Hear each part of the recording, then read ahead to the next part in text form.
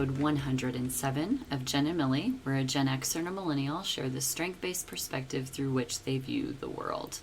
We are your hosts, Allison and Tess. I appreciate when we come into this space and we say, what have you been experiencing?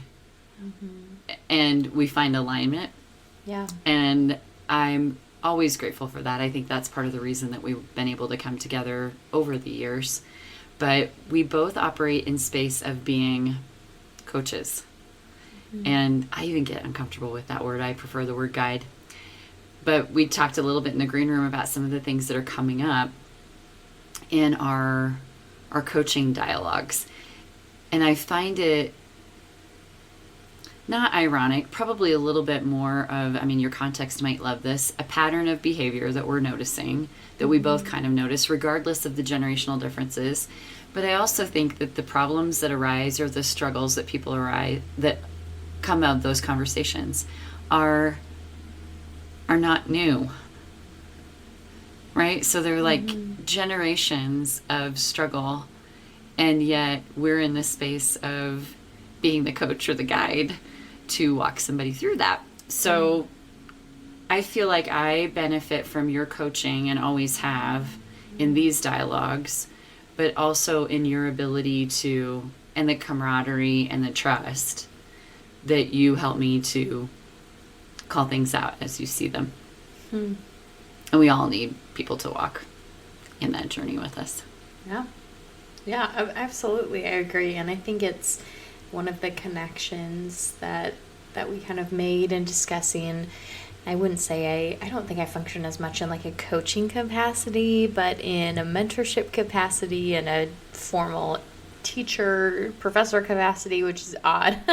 But is seeing the ways in which Gen Zs, who mostly I work with, just like say it like it is and name what they're seeing. And I really appreciate that honesty, that connection to say, I'm seeing this, are you seeing this? This is what I'm struggling with this is what I'm struggling with, have you struggled with this as well?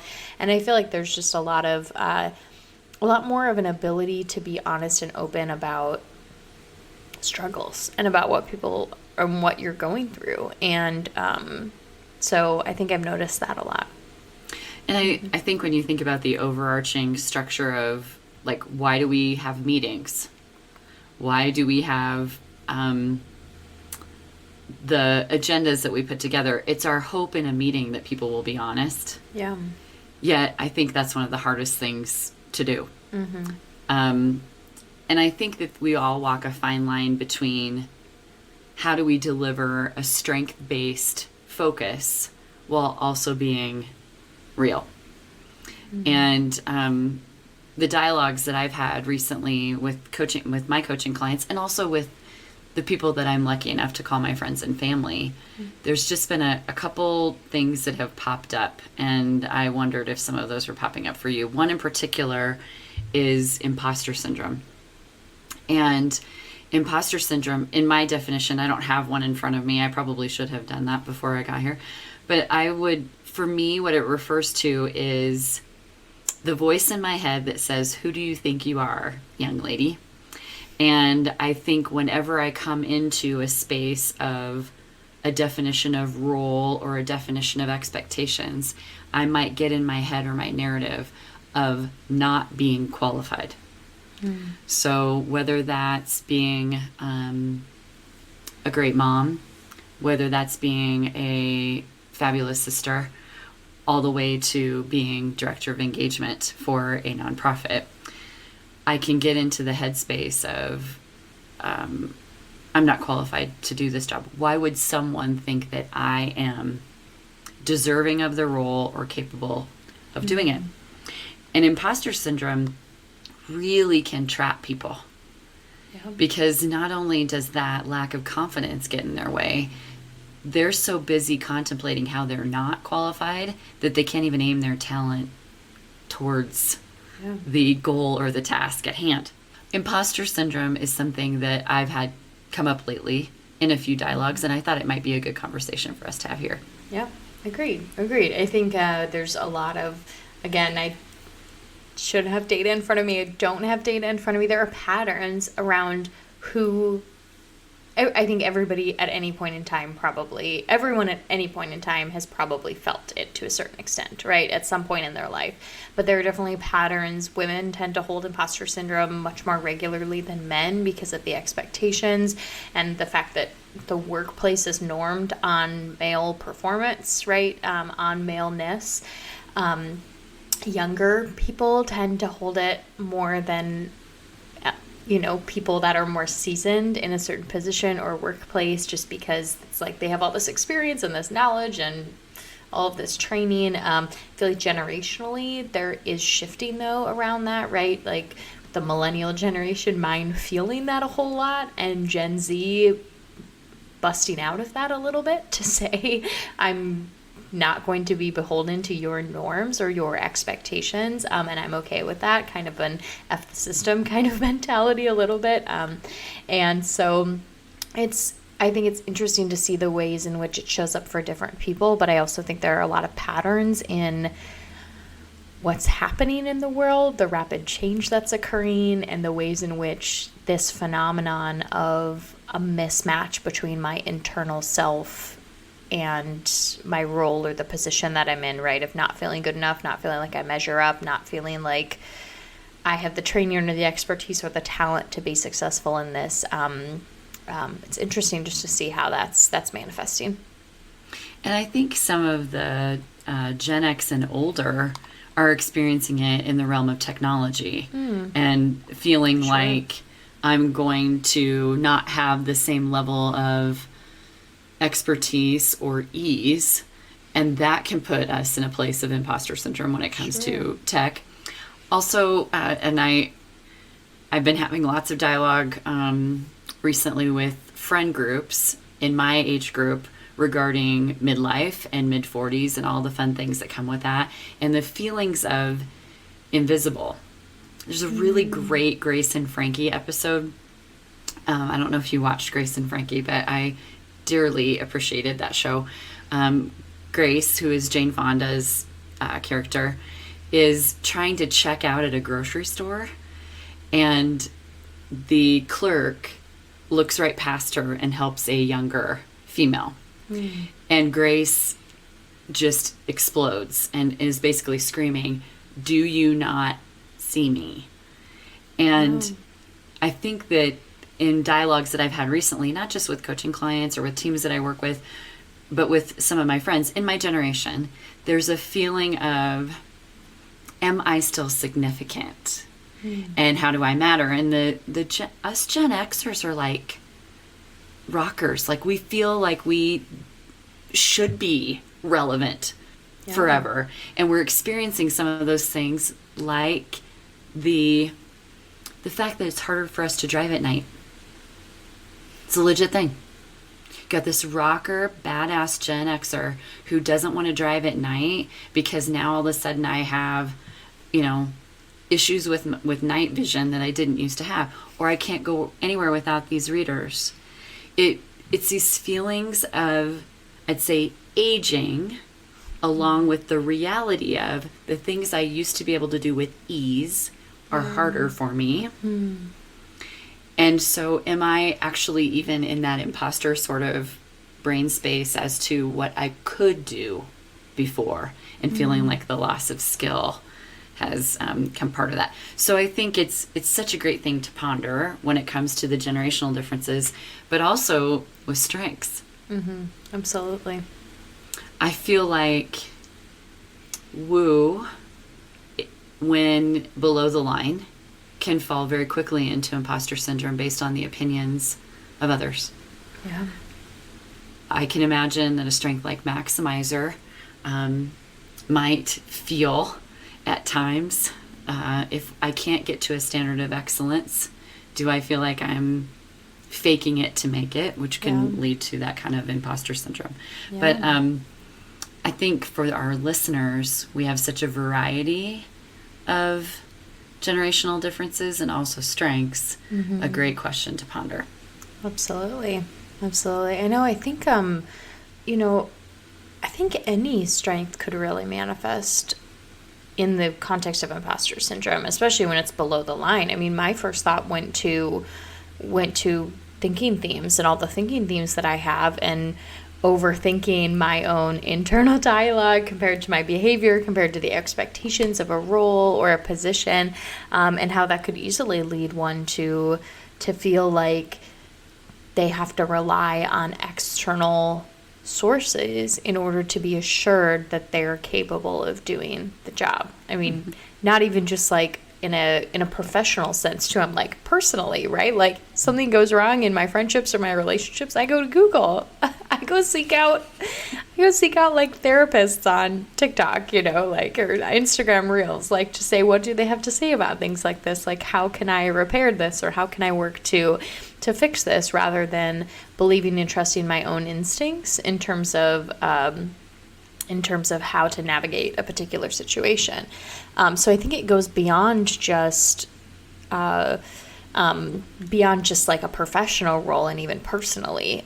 It reminds me, and this is like a professional example, but there's like a voiceover that's going around Instagram Reels. Now, I'm not on TikTok, but I'm sure it originated to TikTok. I see everything on Instagram because I'm a millennial. But there's this like Instagram that's like this audio of this gal that's like crying and said, I girl bossed too hard. And now I have a job and I have responsibilities and I have to show up to work every day. I girl bossed too hard. And it makes me think of that. It's like, number one, the fact that we even have things like girl boss and slay, girl slay. And even these like ideas of like, to show up in the professional sense, we have to boost you up, right? Like we have to gender the concept of leadership because leadership is normed on maleness, right?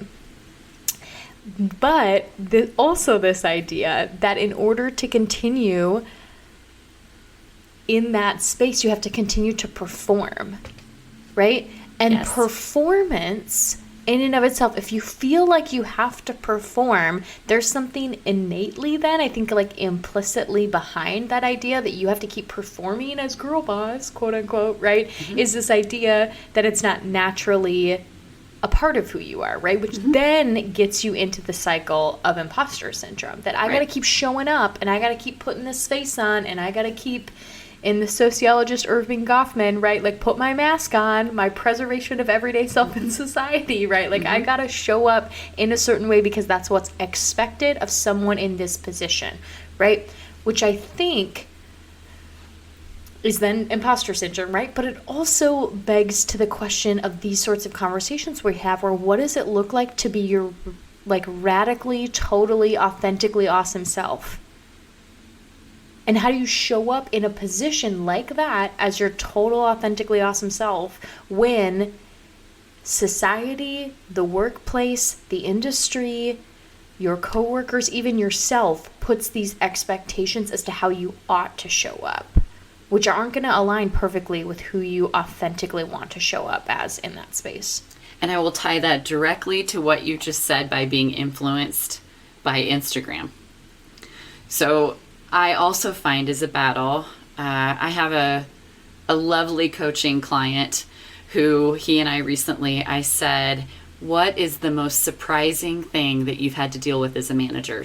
And managers have it bad. This is my new opinion. Mm-hmm. Managers have it bad because we don't actually have a class at whatever your field of study is that says, here's how to navigate the peoples. Yep. And he said, I cannot believe the things I have to deal with people. Mm-hmm. And I said, like what? He goes, like you name it.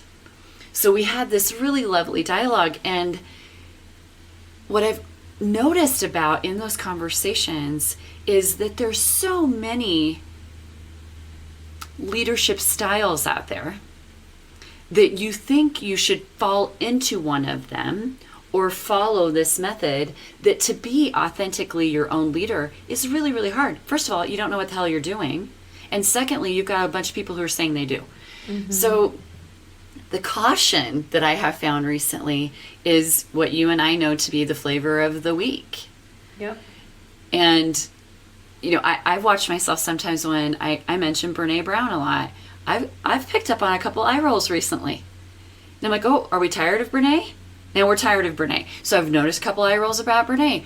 I stay very close to home with my Liz Gilbert adoration and her style of creativity. But I feel like, nope, there's someone new that is influencing, and it's a different way of thinking. So it reminded me the other day of how, and I don't know if you'll remember this or not. I feel like this is one of those pop culture things, but I grew up in a generation that either eggs were good for you or they were bad for you. And it was like a conundrum. It truly was. It was yes on the yolk, no. Do I do only egg whites? And it's constantly changing. So I just decided I'm going to do my own thing and actually like the eggs. So I'm going to have the eggs. That is what I feel like we have with so many strong opportunities for influencers. What I share with people, and I will share here on the podcast, you have a self-help book within you waiting to be written. You know your best recovery strategies, you know your best practices. And if you wrote them all down, someone will probably pay money for that wisdom that you have. Mel Robbins talks about this 3-2-1 concept of getting out of bed. That's a strategy. I mean, everybody has sort of a different view. Yeah. I'm really crazy in love with Andrew Huberman and the Huberman podcast. I don't know if you've heard any of that stuff. He's an absolute brain science nerd, Stanford professor who his life mission is to get all of the information that he has at his fingertips out to the public and get people like me to better understand how to apply best practices for well-being. That's awesome. He's currently someone that I'm fangirling about. If he told me eggs were bad, I might think about not eating eggs again. So I recognize that because we have all of these methods now of receiving information and receiving what may feel like great leadership, we aren't going to really know until we walk in it, because if we can't do it authentically, it will feel like imposter syndrome, and it may show up to others as lacking authenticity. Yeah, absolutely. So imposter syndrome has come up a bunch for me, and unfortunately I feel like I just read an article called Middle Managers Have It Bad, and it was all about the stress of not just doing your role and knowing your role, but managing people. Yeah. And I've paid close attention to some of the research around that and some of Gallup's research around that and engagement. How everything happened during COVID, we're still going to see for many years, I think, those effects. Yeah. But it's, if we as leaders, and I can own this, I've experienced imposter syndrome many times, and I'm considered a leader in a couple of the roles that I have. Me walking in that, it should be testimony to the fact that most people that are part of that world that I exist in are going to experience it too. So how do we have real conversations about it? And then if we're in the capacity of a mentor or a coach or a guide or a manager, how do we own it so that we create a space of transparency to say, yeah, I exist in this too. Right. And I think that's one of the key elements of the definition of imposter syndrome is it's like this mismatch between your internal conception of self and the external expectations. And so if you don't give voice to it, if you're a manager and you're trying, you like have to name it, right? You have to name that you have imposter syndrome. Like that's the only way you know. And it makes me think of and like harken back to everybody when you did new mentor training. Everyone was like, well, I'm just not going to be able to train the way that Allie trains. And it's like they see how you're presenting yourself in that context, and they're like, I'm never going to be able to measure up. Not realizing your own internal dialogue of like, okay, yeah, I've got this, but it took such a long time to build up my confidence, to feel comfortable, to get into my own groove when it came to training, so on and so forth. That's the key. Especially when you're in a position of power and you're wanting to lead in a vulnerable way by naming imposter syndrome, you have to actually just leading vulnerably is not going to communicate that you have imposter syndrome. Like, it needs to be named, because someone, whoever is the recipient, right, the managee, the person that you're coaching, whatever, that you have leadership over or with, they are looking at your external behaviors. They don't see that mismatch that you have, because it's a mismatch between the internal dialogue or the internal sense of self, conception of self, and then the external presentation of it. They're just seeing the external presentation, not recognizing the internal dialogue that's going on. And so if we want to be vulnerable, we have to actually name it as imposter syndrome. And I think this is where I would say, I think there is such a gendered difference here, that there is a willingness and a more of an appreciation for women who name imposter syndrome. But I think so much of the dialogue around imposter syndrome is around how women carry it. So I wonder what it would be like for a male leader to acknowledge imposter syndrome. Well, I'm clearly not qualified to answer that, but I hope some of our listeners do. One in particular that I'm thinking of, but it creates risk. Yeah, exactly. It's a giant risk. Yep. You think about what Gallup tells us followers need: hope, stability, trust, compassion. Mm-hmm. When you do that as a leader, I mean, to me, I think when you are vulnerable and real and say, I'm going to own this imposter syndrome. I mean, I come into this space thinking, how in the hell is it that I am part of a podcast? And we all know it's because you do all of it and I just show up here. Thank you. But it also, I think, why does anybody listen? I mean, truly, like, I own that. Mm-hmm. I don't know if I'm thinking of Sean. I mean, Sean's going to be my closest example of, watching a young leader. He would see that move as total risk. Yep. Because I think, and I love this activity. I've been doing this with teams recently. When you look at those four, what strengths do you feel like naturally demonstrate these? And it's so interesting how people come to, like, I would assume relator means trust, but sometimes people put relator under stability, and they could go anywhere, right? Yeah. And ideally they do. But then I ask, if you were to name right now what you feel like your constituents need most, which of these four would you choose? And when I do it with a team, it's always fascinating to me to see, are they on the same level? Do they all see the same word as a need? Or do they have differences, and where does that come from? When we're dealing with things like imposter syndrome, none of us can know how to do a role until we get into it. So when I was teaching new mentor training all of the time, I would certify trainers and say, the best training is when it comes from your authentic voice. Mm-hmm. I don't want you to train like me. I want you to train like you. Yep. Because people can know and sense that. And honestly, I think that's probably why people listen to this. Is that there's an expectation, because we've set that standard, that we are going to be real here. Yeah. Some of my realest moments have been in this space. I cringe listening back, but I think that's what we hope people will glean from it, is a willingness to have real conversations about real issues. Yeah. I'm curious for you, some of those moments of imposter syndrome that you could name it or feel it, or maybe you didn't at the time, but you owned the phrase professor, by the way, earlier. I kind of cringed at it. I don't know that I owned it fully. Internally, it felt very odd. Stop a second there. Tell me about the word odd. Internally, it felt odd.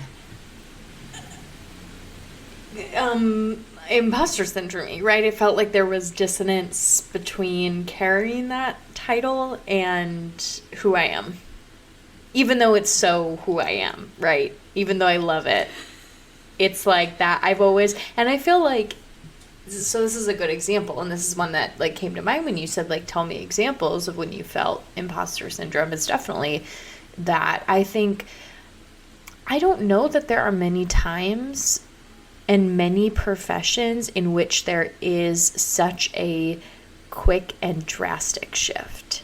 Like, think about an industry or an organization, right? You have the employees, you have entry-level positions, you have several levels of middle management, then you're up to executives, C-suite, the board, right? There's a pretty structured hierarchy. Universities, yes, there's a very structured hierarchy, but in the classroom, there are 2 levels, maybe 3 if you have a TA, right? There are 2 levels of power. You're the one who holds power, you're the professor, or you're the student where you lack the power, right? Like, there are 2 levels. And my entire life, I have been at one level. And I still technically am at that level. But in other contexts, I'm at the other level, right? Like, it was just a flip of a switch, right?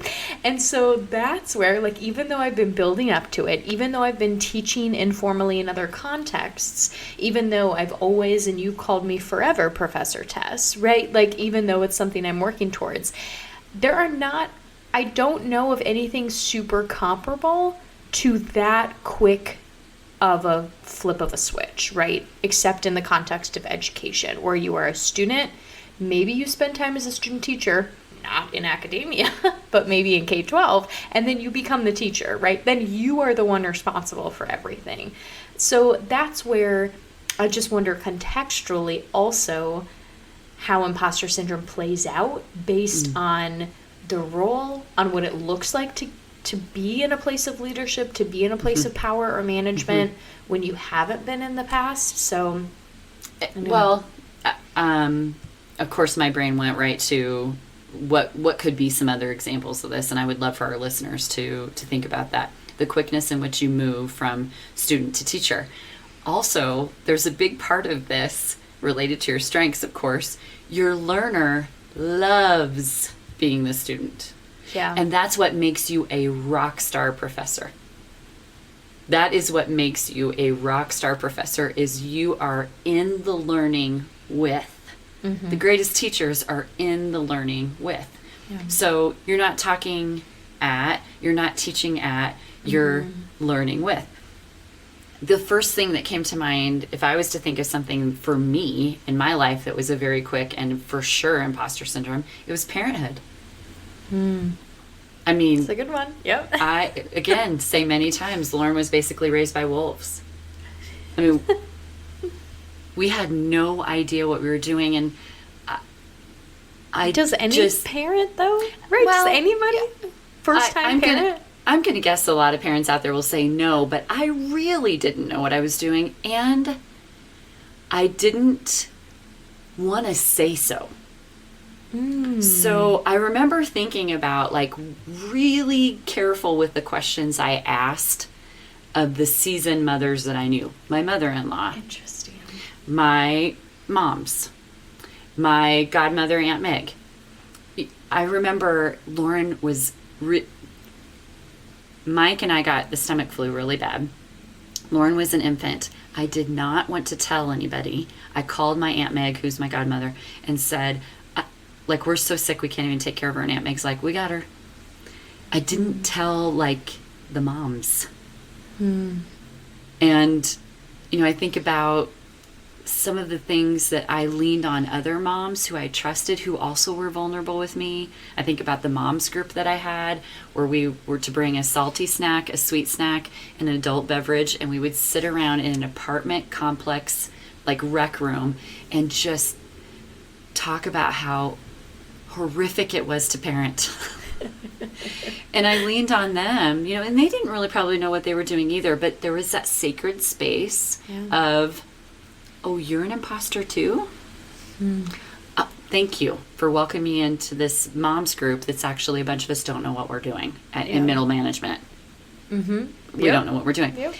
But I think, you know, Tess, I hadn't really thought about that as to how quickly what I'm noticing is, at least with the clients that I work with, I don't see a big difference in whether they've been in the role a short time or a longer period of time. I have some clients that have been in their roles a long time and feel, do I really know what I'm doing?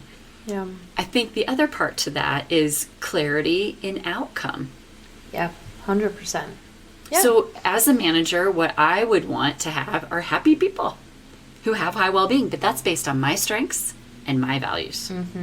So I may be feeding imposter syndrome to my followers unintentionally because I am listening through and gifting out my leadership style through my strengths, through my values. My kids probably think that my standard of their excellence is around relationships and heart. It doesn't mean that if they don't meet that criteria that I set before them that I would have any less expectations, but I can see how I may have created that. And the kind of mom that I am may create for them a vision of the kind of parent they think that, or maybe it's the kind of parent they don't want to be. I'm sure that's the case. But, this is so prevalent, but we don't talk about it with the sense of it's okay. And I love that you just named the quickness in which you've had to step into something where there are probably pieces and parts to the role that there's no class on. There's no. It's the same thing like management. Yeah. You have to deal with the people. Yeah. You have students. 100%. Like, I have 30 people looking at me every week, twice a week, and just like, oh, okay, like, I have to have something prepared, and I have to be able to evaluate that you've gained knowledge, and, like, there's no roadmap for that. I mean, I was given, and now I am prepping for the fall where I'm going to teach another class, a different class at a different university, and both of the times, like, I'm expecting to walk in and they're like this adjunct who's a PhD student, like, so hasn't taught really before. Like, I'm expecting, like, hey, here's a good book, here's some recommendations, like, this would be important to cover for this kind of course, this would be something that's not as important. Both of my onboardings at these universities, I've gotten a couple examples of previous syllabi. That's it. That's how I was prepared for both of these courses. Like, here's some examples, and here's what the course is named. Like, and here's the course description. And that's what I got, right? And so what's your measurement? What's your measurement? Or is it that they grab you after class and say, I got it? I mean, what's your measurement? You grade them. Yeah, I grade them. I mean, so I've created, like, rubrics. I have really transparent grading. Like, I teach based on how I would want to be taught. And so very explicit expectations. Like, but all these things is my measurement for them. That's not my measurement of me, that I'm doing an adequate job, right? That's the thing where, like, when you first said, what's your measurement? I'm like, oh, yeah, I have plenty of measurements for them, but nobody's measuring me. Nobody's ensuring that I am doing what I'm supposed to be doing, right? That I'm holding class twice a week, that I'm, I'll probably get a slap on the wrist if I don't submit final grades, but nobody's checking up on me, making sure that I'm doing what I'm supposed to be doing. I just, like, it's mind-boggling to me, like, the lack. Like, there's a center for teaching and learning that I could go to for support, right? They reach out, they have webinars, it's not like I'm unsupported, but it's mind-boggling to me, like, the lack. And I just think about it in the context of managers. Managers are not given a roadmap. No. Like, managers are just put into a position of management, and then there you go, right? They get their own performance review, perhaps, but, And there are a variety of influencers who are telling managers how to lead in a lot of different capacities. So you don't have somebody that, like, even when I did student teaching, they come in and watch me. Are you kidding me? Yeah, K-12. In order for me to teach kindergarten. K-12 schools, 100%. K-12 schools, like, you're taught for 4 years on how to teach. Like, here's proper pedagogy. Here's the learning measure. They don't do any of that for college. Are you kidding me? They're like, oh, you have mastery in this specific topic. You must be able to then teach on it, but not actually give you any instruction on how to teach. And that's why I'm like doing all of this, because I want to be a great college professor. Like, I want to be a great instructor. But that's not the litmus test. Like, that's not the litmus test. It's, do you have mastery in your very specific niche subject of knowledge? And if you do, then you can teach. So I think about, you are just the shining example of integrity. Because this is what you're thinking about. Right? Yeah. Without a measurement on you in place. You have your own. Yeah. I'll get student evaluations, but like, I don't, apart from using those for when I potentially apply for a position, like, I'm not going to get a review from the university as an adjunct professor. Like, is she doing what she's supposed to be doing to renew? Even as a sub, I had the principal pop in when I was, subbing for PE and music. I had to turn in my syllabus when it was done. That was it. That's all the contact I've had with the department.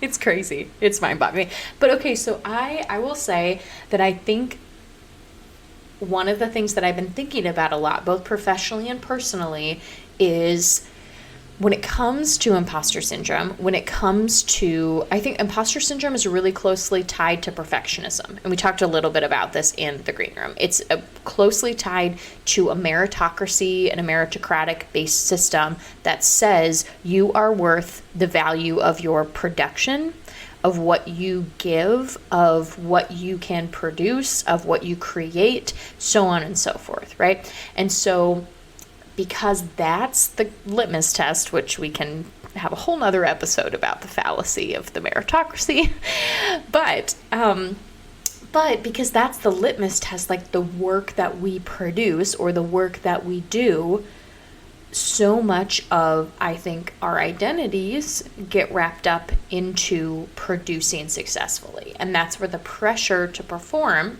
at a perfect level comes from. And so I have realized I don't talk about this in this way a lot, but I'm going to strength spot myself for a second. And I rave on my context. I love my context. But my context got me into very severe trouble the other day because it has been functioning in the basement. And I don't talk about context in the basement a lot, really ever. And my context, and this was like a personal situation, but it also has been happening professionally. My context, right, is this file cabinet of previous situations that I go to and I filter through them to situate where I currently am. And so I'm filtering through my previous situations when I am told, like, can't you just breathe? Like, can't you just let it go and realize that past situations don't always inform present circumstances, right? And so I'm trying to explain my context in like a really like clinical way. Like, that's not how context functions. Context is always looking at past examples, right? And so I'm like defensive of my context because I love it, right? But then when I sat back to reflect on it, I was like, yes, that is the below the line basement function of context, right? And I think that's a lot of thinking themes, right? We think that the thinking themes can function to help give like imposter syndrome confidence, right? To like validate. Yes. But it also, right, can hold back and perpetuate imposter syndrome. And especially with things like intellection, with context, with input, even analytical, right? That's thinking through the causes and effects, the situation that happened, and is over processing, like, is there a way I could have done this better to achieve a perfect result? Is there a way I could have manipulated the situation? I could have given different inputs. I could have inserted different variables. I could have inserted different resources in here to arrive at a better solution. when in reality, thinking like that is exhausting and overwhelming, and all it does is confirm the imposter syndrome that you have to begin with, rather than actually be liberating from the mindset. So this idea of what are your measurables, I think, is really important, because imposter syndrome is this disconnect between the internal dialogue and conception of self and the external behavior. And I know we've talked about this before. It's about expectations, and that so many of us, because of our heavy inner critic, we have such higher expectations of ourselves than the actual expectations are. Yes. And Yes. so finding what those measurables are to see this is what success looks like, and then aligning your own work to that measurable instead of whatever lofty measurable you have in your own head. And that's hard, because something like the example of being an adjunct right now, something like the example of like my relationship, there aren't measurables. Right? There aren't overt discussed measurables. Or they could easily fluctuate depending on whose concept it is. So I had a really beautiful example of being called out for my input being out of balance, and I'm lucky it's a colleague who I have trust with where he can do that.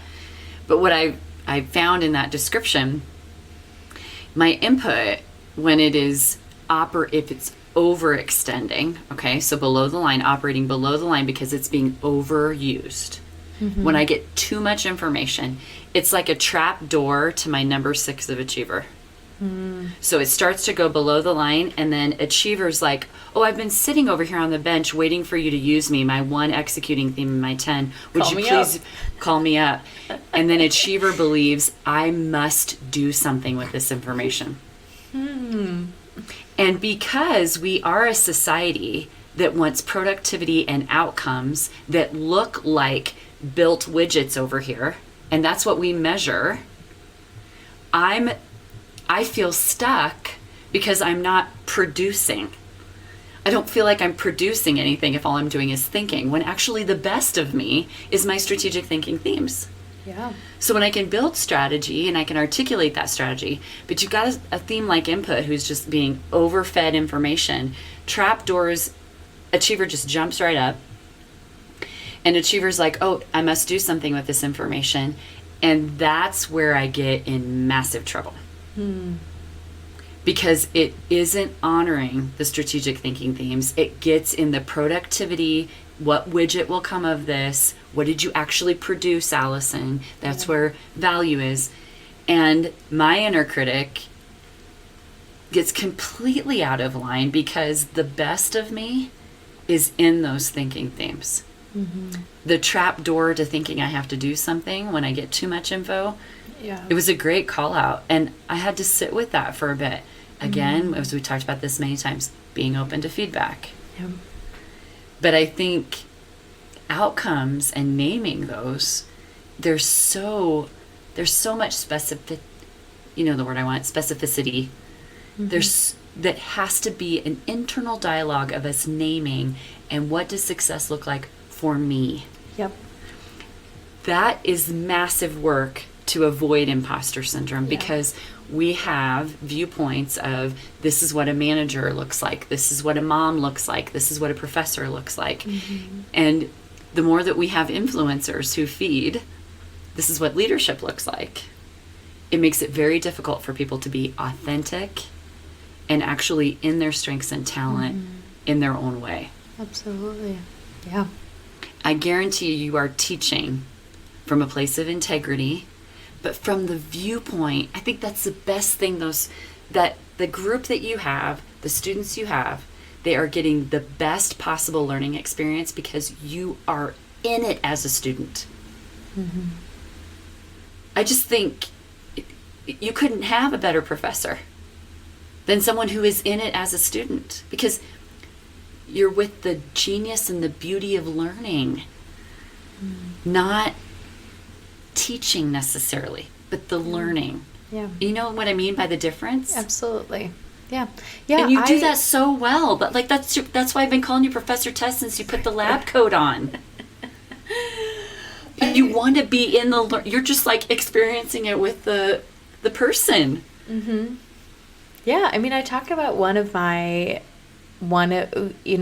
apply to jobs in the future, you have to write a teaching statement, a teaching philosophy.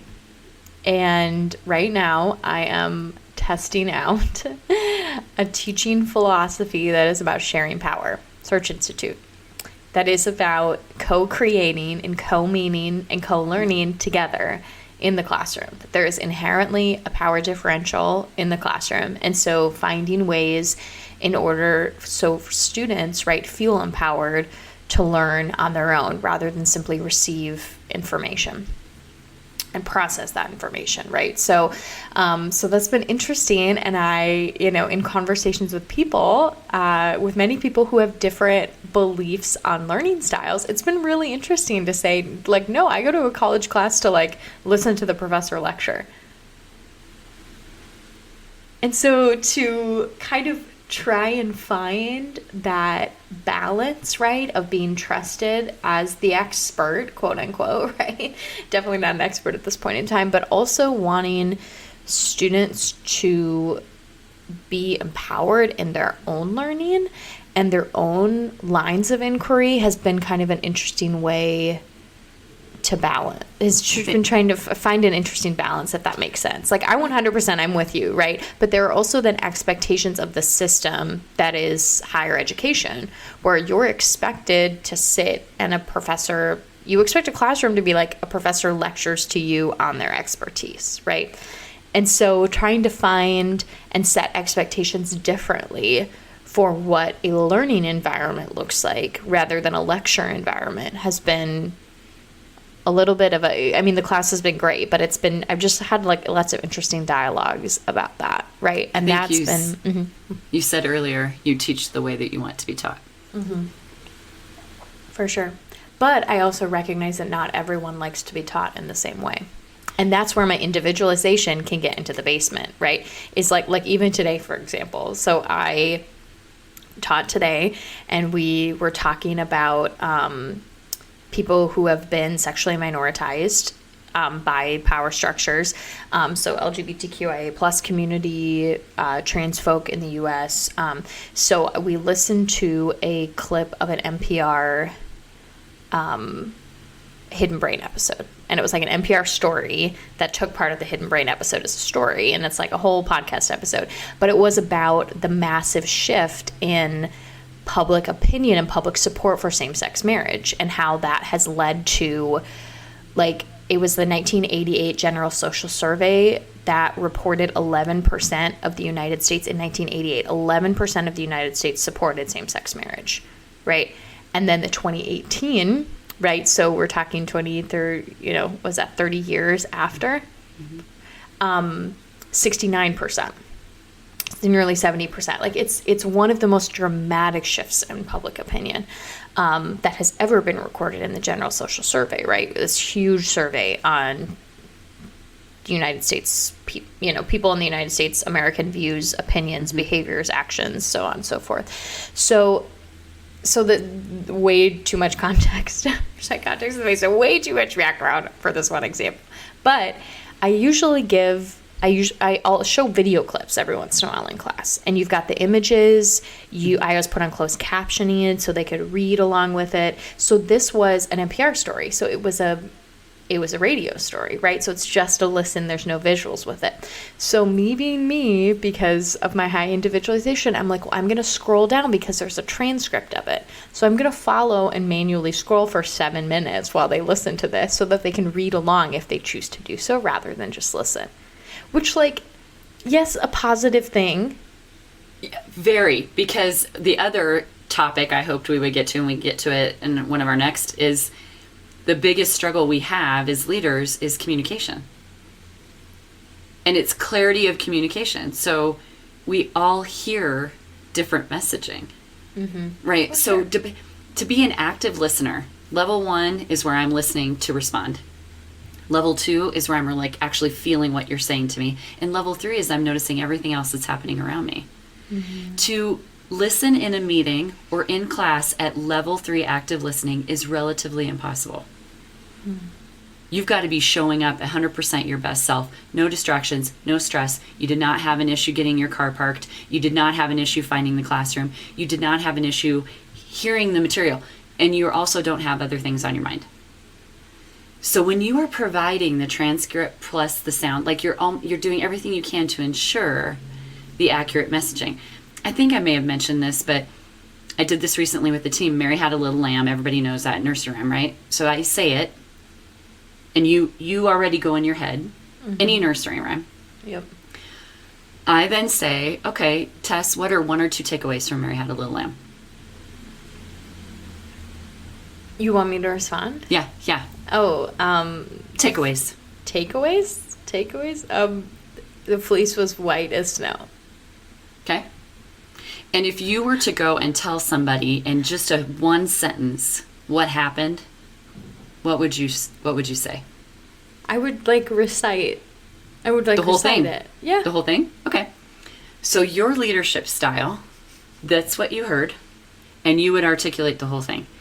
For others, their leadership style is, wow, they had fun at school. That's the big takeaway.